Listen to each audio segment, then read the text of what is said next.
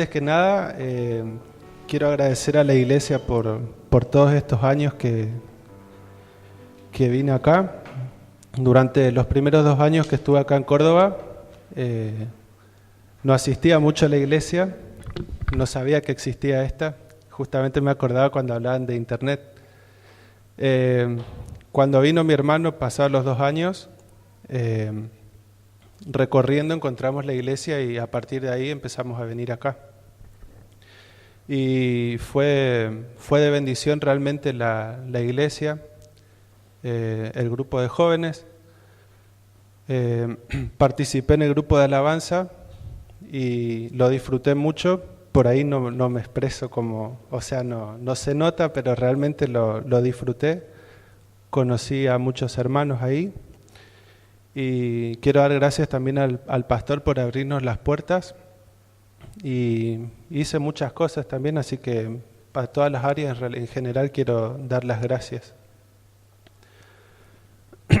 Cuando el pastor empezó habló sobre el pasaje que va a ser el pasaje en sí del mes, que es Filipenses 2:15.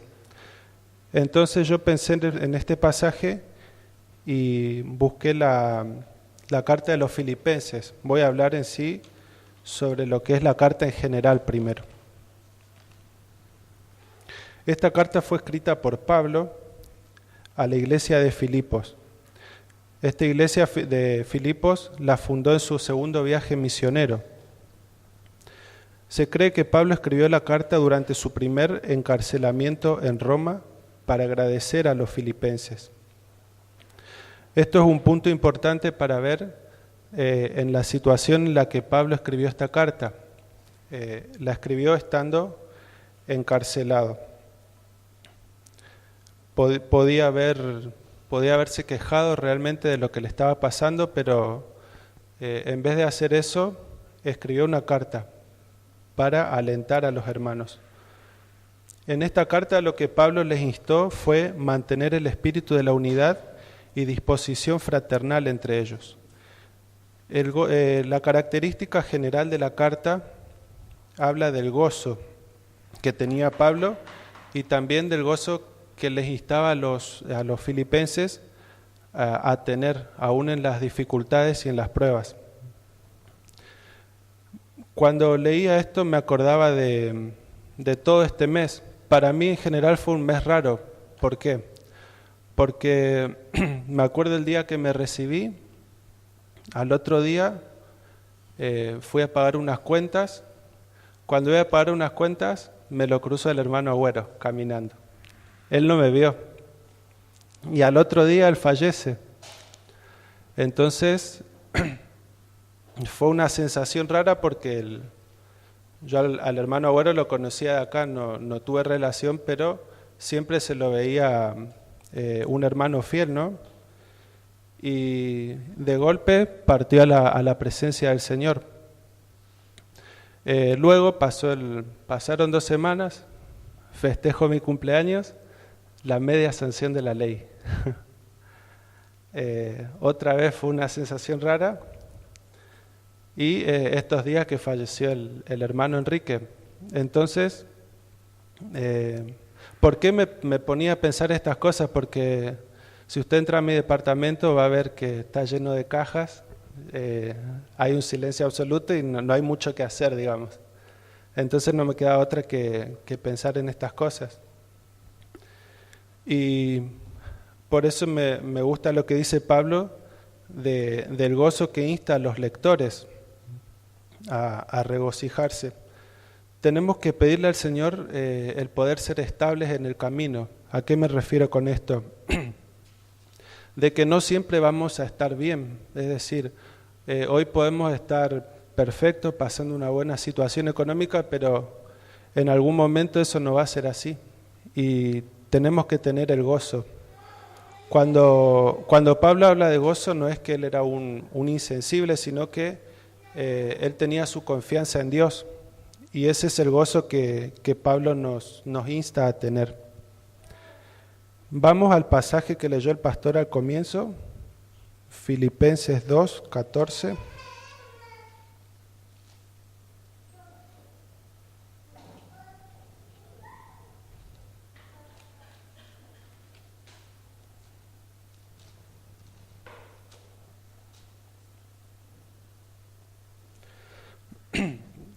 El pasaje el pastor lo leyó del 12 al 15. El título dice Luminares en el mundo.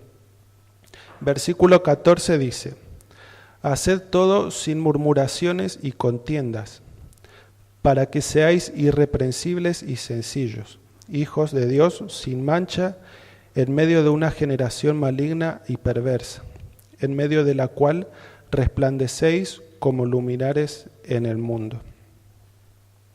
Me gustó esto que dice: haced todo sin murmuración y contienda.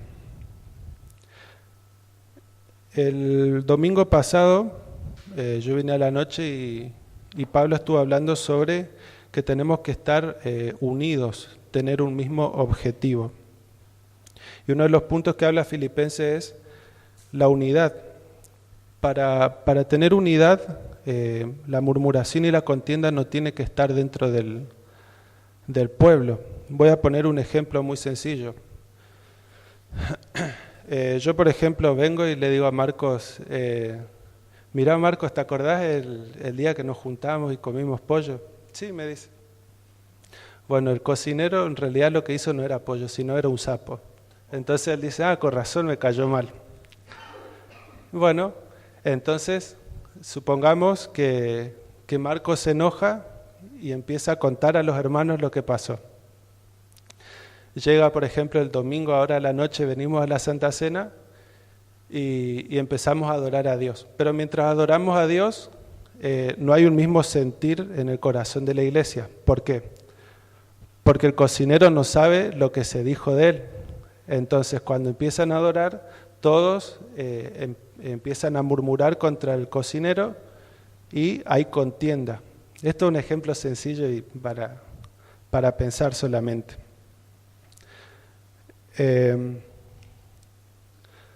La Biblia dice, donde están 2 o 3, yo estoy en medio. Pero hay que ponerse de acuerdo. Y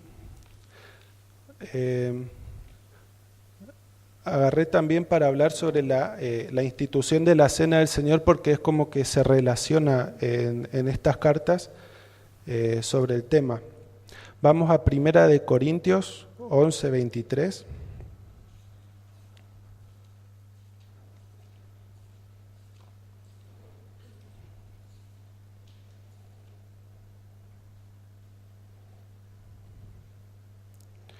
Dice, porque yo recibí del Señor lo que también os he enseñado, que el Señor Jesús, la noche que fue entregado, tomó pan, y habiendo dado gracias, lo partió y dijo, tomad, comed, esto es mi cuerpo que por vosotros es partido, haced esto en memoria de mí. Asimismo, tomó también la copa, después de haber cenado, diciendo, esta copa es el nuevo pacto en mi sangre. Haced esto todas las veces que la bebiereis en memoria de mí. Así pues, todas las veces que comiereis este pan y bebiereis esta copa, la muerte del Señor anunciáis hasta que Él venga. Este pasaje lo escuchamos muchas veces durante las santas cenas que tenemos, pero nos enseña algo muy importante. En la primera parte del pasaje dice, porque yo también recibí del Señor lo que también os he enseñado. Esto nos habla de que la salvación que tenemos no podemos quedárnosla a nosotros, sino que también tenemos que enseñar. Ahí Pablo empieza diciendo, lo que yo recibí del Señor también os he enseñado. Y en 1 Corintios 15:3 aclara qué es lo que enseña Pablo. Dice, porque primeramente os he enseñado lo que asimismo recibí, que Cristo murió por nuestros pecados conforme a las Escrituras, y que fue sepultado y resucitó al tercer día conforme a las Escrituras. Esto es lo que tenemos que enseñar al que no conoce a Cristo.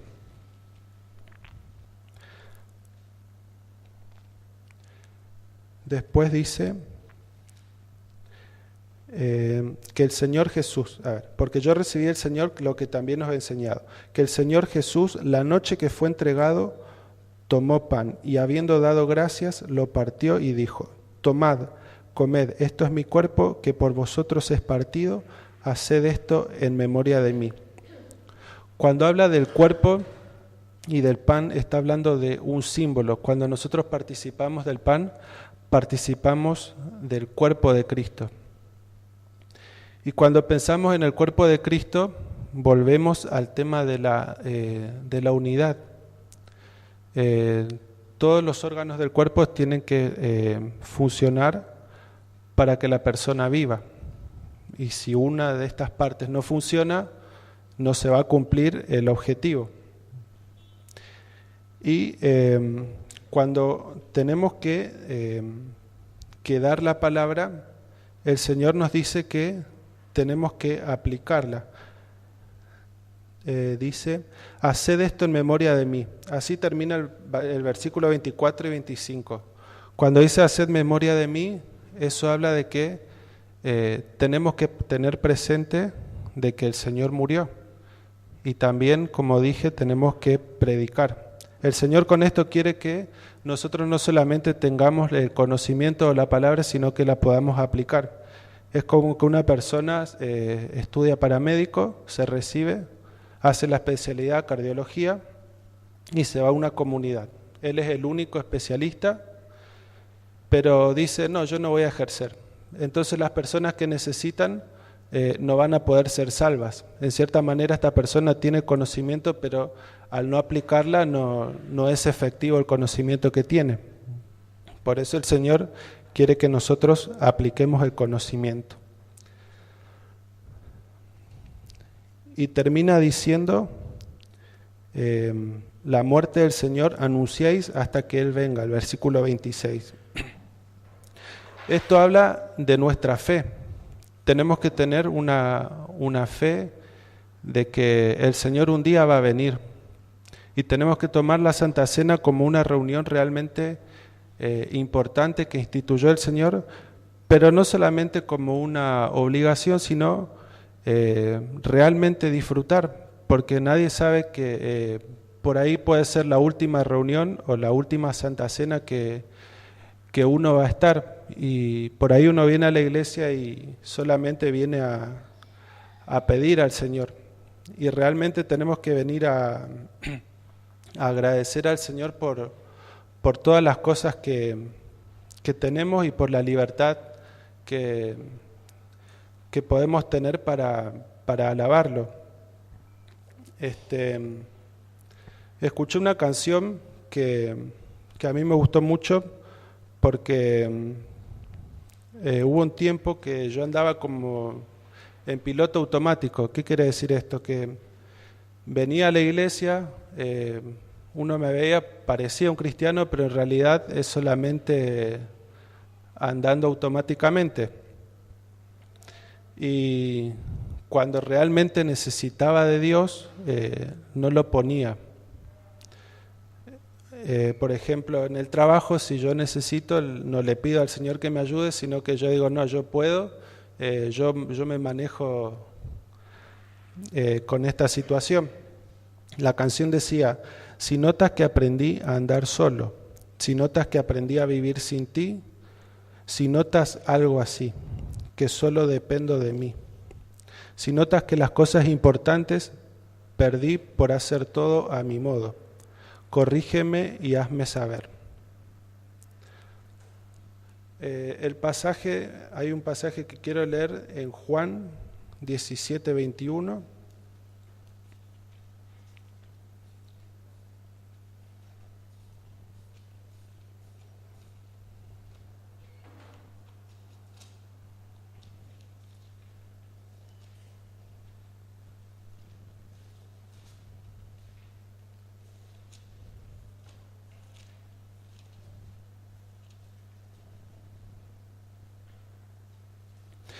Dice: para que todos sean uno, como tú, oh Padre, en mí, y yo en ti, que también ellos sean uno en nosotros, para que el mundo crea que me enviaste.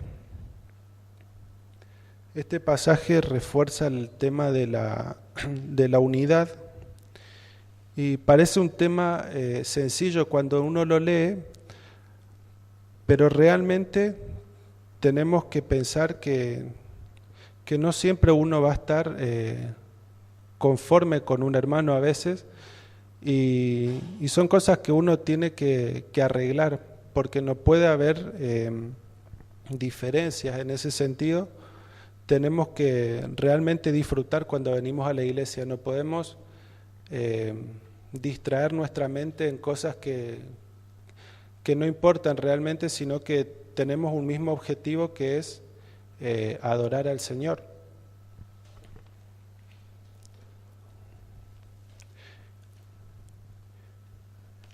La carta de Filipenses termina, a ver,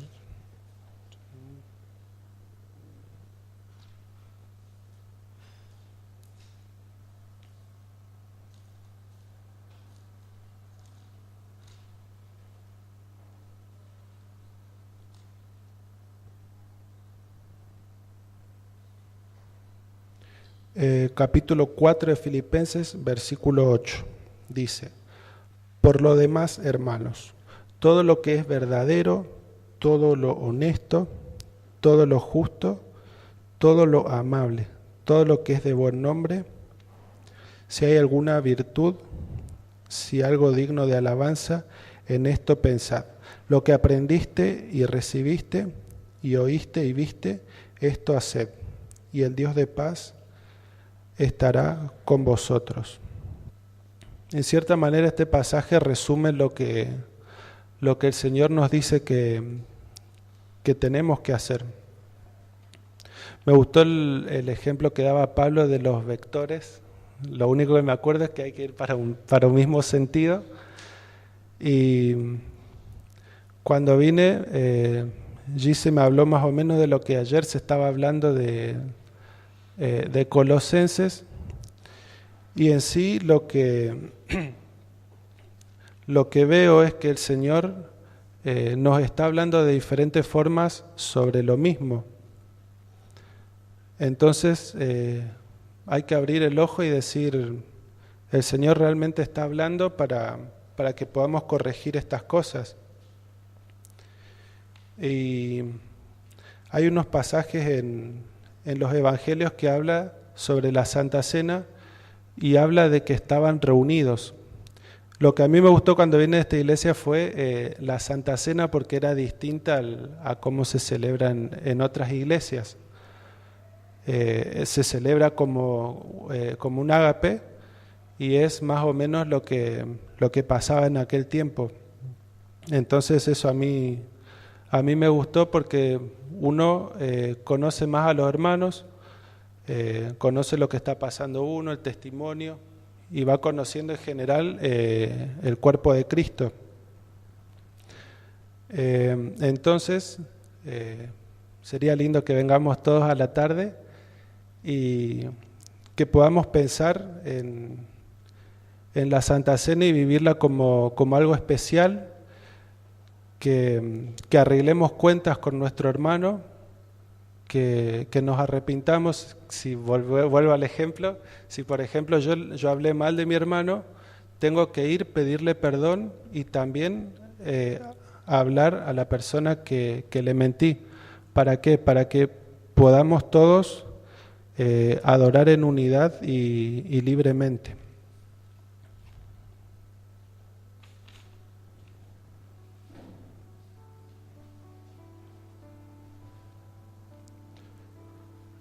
Vuelvo para terminar a agradecer.